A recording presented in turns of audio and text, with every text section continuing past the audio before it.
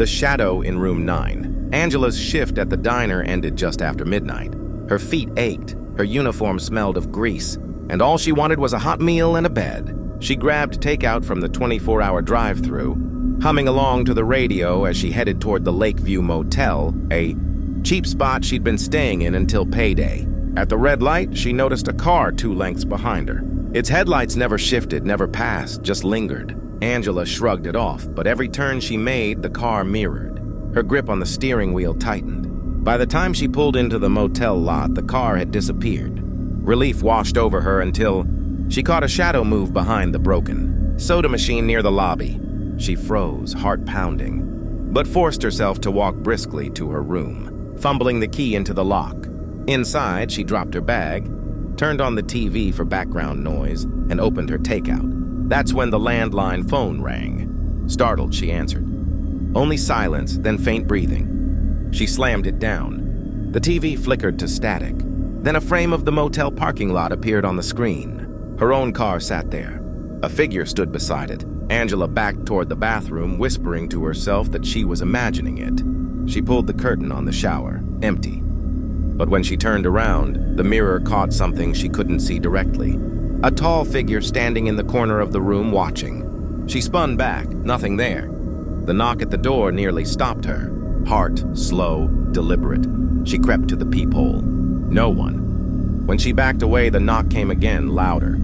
She turned, and the closet door rattled, violently as if something inside was trying to claw its way out. Angela bolted. She tore open the door and sprinted across the lot, the motel's flickering neon buzzing overhead. The clerk burst from the office shouting, "Miss, stop!" But when she looked back, the clerk's mouth hung open far too wide, his face blurring like static. Screaming, she reached her car. The headlights blazed on, blinding her. Someone was already in the driver's seat. She stumbled backward as the engine roared to life.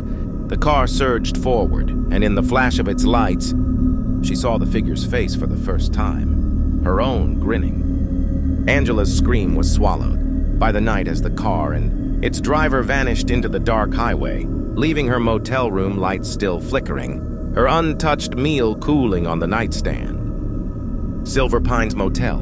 The rain hadn't stopped for hours, and Jenna's wipers could barely keep up as she pulled off the highway. The only glow for miles came from a crooked neon sign. Silver Pines Motel. Vacancy.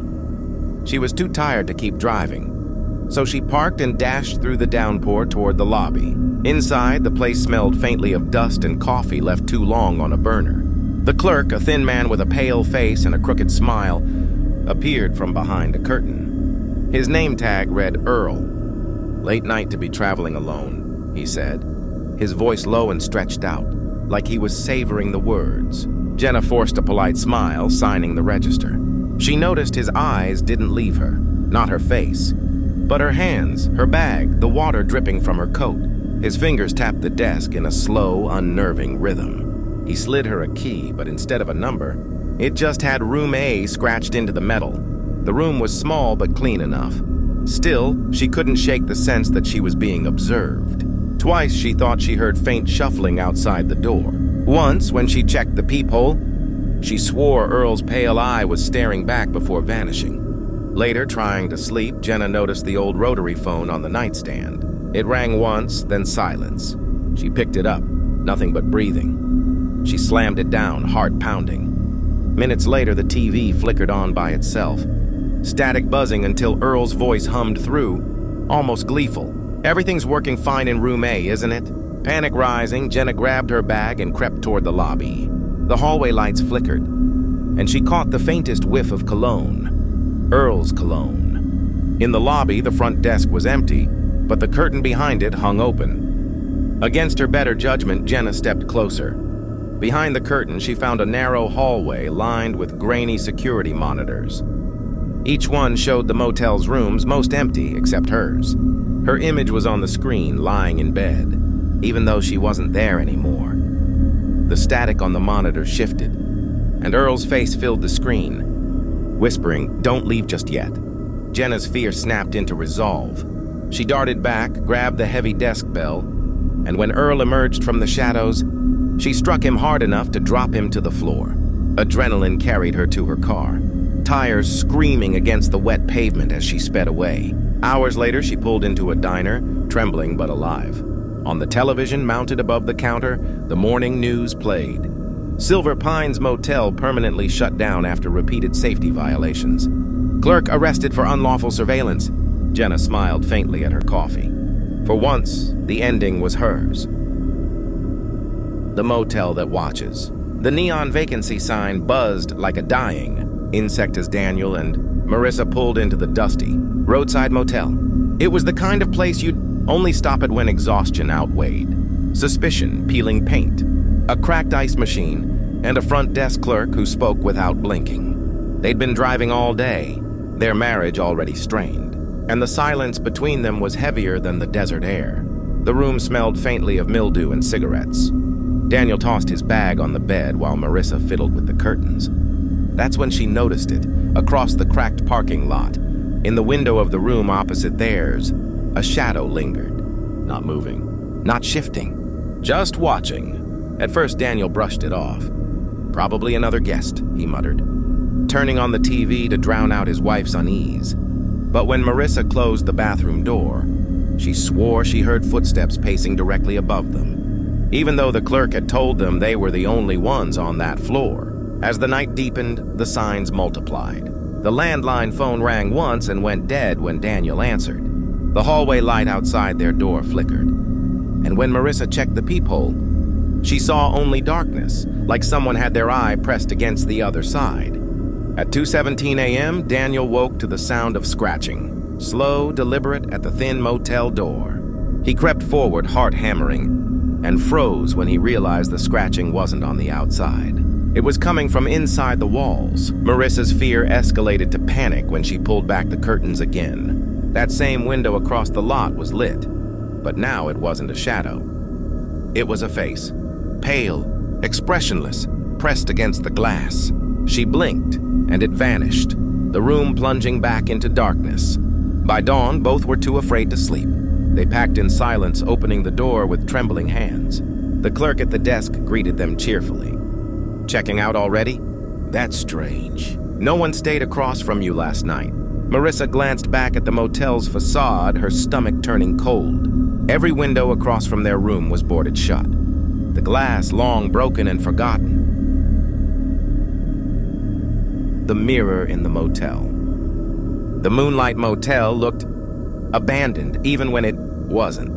Its cracked sign buzzed, faintly against the desert night, half-lit like a dying ember. Sarah and two co-workers, stranded after their car broke down, decided it was better than sleeping on the road. The clerk barely looked at them, just slid over a single brass key, whispering, "Room 4's been cleaned." Inside, the air was heavy with mildew and old bleach. The bathroom light flickered like it was struggling to hold on. Sarah brushed it off with a laugh.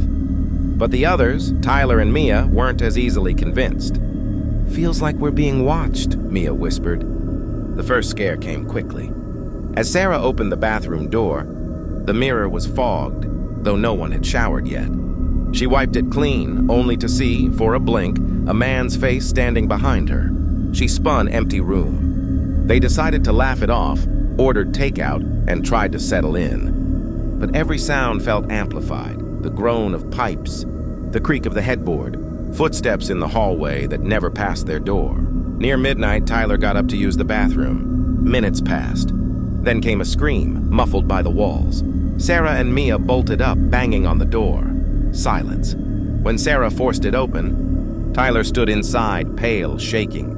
"I swear," he stammered, "someone was in here with me." The shower curtain. It moved. The curtain billowed gently as if someone had just slipped out. They tried to leave. The door to the room jammed as though bolted from the outside. The landline rang and Sarah answered with trembling hands. On the other end, their own voices, distorted, crying for help. The lights cut. Darkness swallowed the room, broken only by the bathroom glow.